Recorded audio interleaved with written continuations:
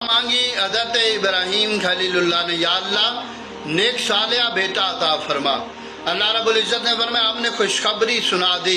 حلم والے بیٹے کی۔ فلما بلغ معاصیہ، جب بیٹا ساتھ چلنے کے قابل ہوا، قال یا بنی انی ارا فی المنام، حضرت ابراہیم نے فرمایا بیٹا میں نے خواب دیکھا ہے، انی اذبحک،